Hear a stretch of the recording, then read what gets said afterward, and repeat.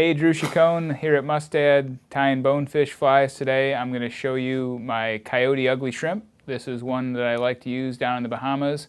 We're going to be using a size 2 or 4. I'm going to tie this one today on a size 2. It's the 3407.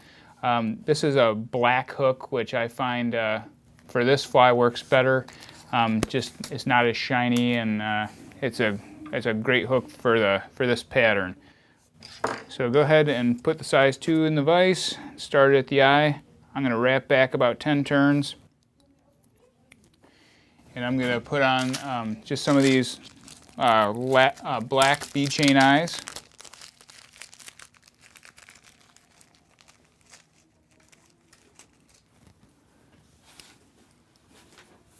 I'm going to tie them in pretty close to the eye of the hook.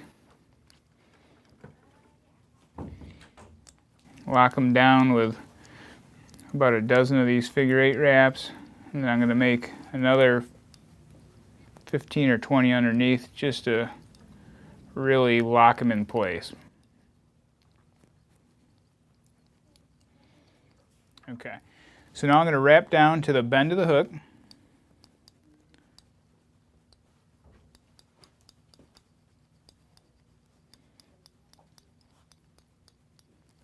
And I'm going to tie in a couple of strands of crystal flash here, tan or black or both. Just double them over and wrap them in down the bend. I'm going to trim these off about twice the hook length. Okay, now I'm going to take a little hank of this coyote hair, and I try to find the stuff that's got a lot of underhair. It's kind of thicker. It's not as straight. You can see it's pretty coarse stuff. You don't need a whole lot.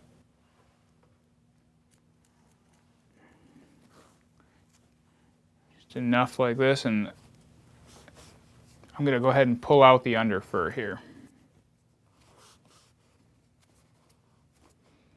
If you've got a dog brush like this, go ahead and comb out the bottom. And then measure it up and trim it to about 1 hook length, maybe just a touch longer.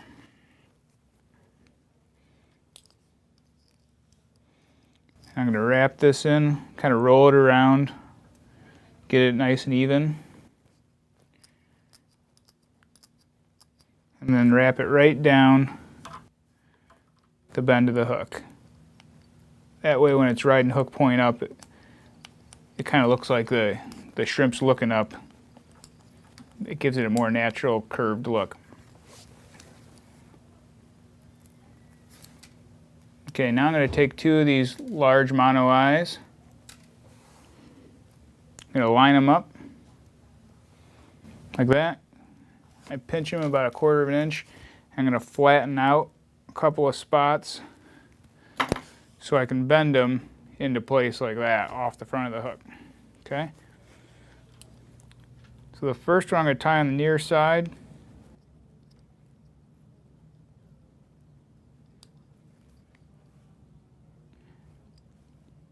And I'm going to do my best to line it up about the same on the far side. And I'm going to make a few light wraps. And then usually what I do is I'll take it out of the vise and just check and make sure that they're even. And if they're not, then you can go ahead and adjust them a little bit. That one looks pretty good. Get it back in the vise there. And then I'm going to wrap down these mono posts right on top. And then I'm going to trim them off right behind the eyes.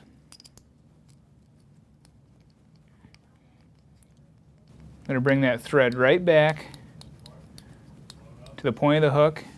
I'm going to tie in 2 of these little silly legs. These are actually the perfectly barred sand color. I like it's got a little gold in it and tan. It looks really good. Double them over and just wrap it down to the same tie-in point as that first bunch of coyote.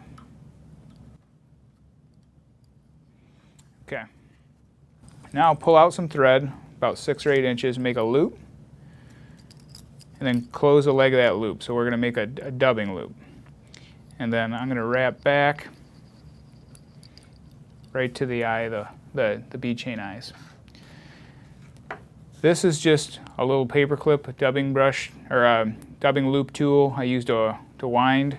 So typically what I'll do is I'll just throw it in there and I'll trim off another couple of bunches of this coyote.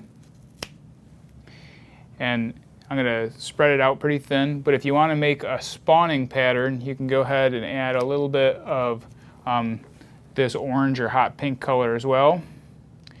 And then what I'm going to do is put it right in this loop. And I'm just going to slide this up and then fan it out a little bit and make it nice and even inside of this loop. It doesn't have to be really thick. You probably need about 4 or 5 inches to cover the fly up, the body of this.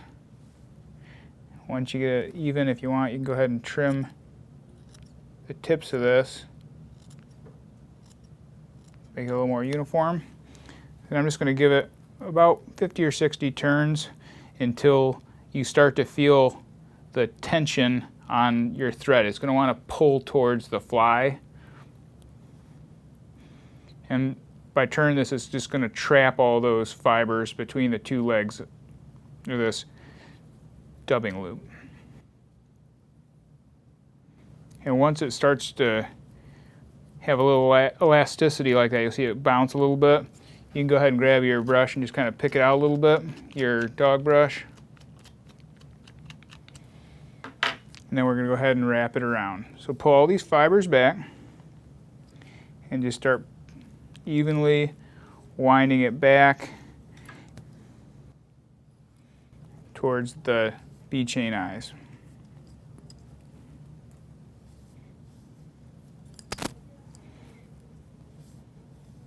And I know it looks a little crazy right now, but we're going to trim this all out. It'll be nice and uniform. Do your best to stroke these fibers back and out of the way as you advance this so you don't trap too many of them underneath.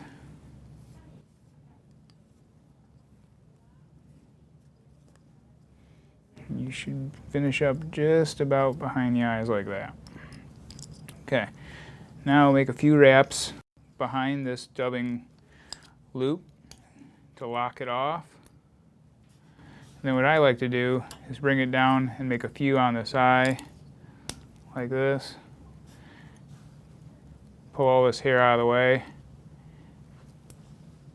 And I'm going to make a few figure 8 wraps just to be extra sure that it doesn't pull out. Go ahead and trim this off. And then we can whip finish right at the eye of the hook here.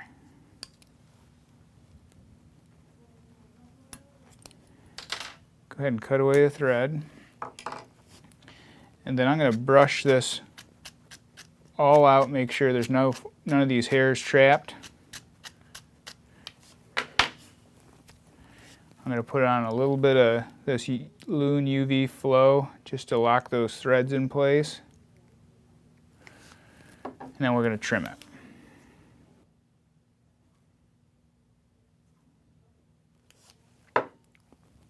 Okay, so the first thing I like to do is open up the gap of the hook. Is this in the way here? So I'll take my scissors and I'll lay them flat. And I'm just going to cut right back to pretty much the point of that hook. Okay? Then I'm going to do the other side. Trying not to cut too much of that orange out, so I'm basically creating a flat spot on the top and the bottom. Then I'm going to do the same thing on the other side, on the far side. Flip it over and trim it up here. I'm going to put it back in the vise and just give it a little bounce with my finger here. And that kind of releases any trapped fibers as we were trimming. And I'm just going to go around nice and even.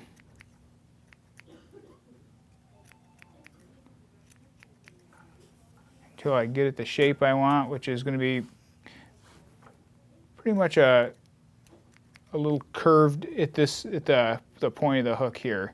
So as I get to the orange, I want to have just a little bit of that natural coyote hair covering it up to make it look realistic, but that's about it. I'm going to nick these off right here.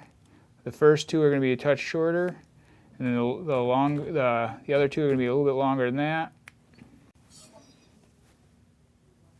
And that's my Coyote Ugly shrimp.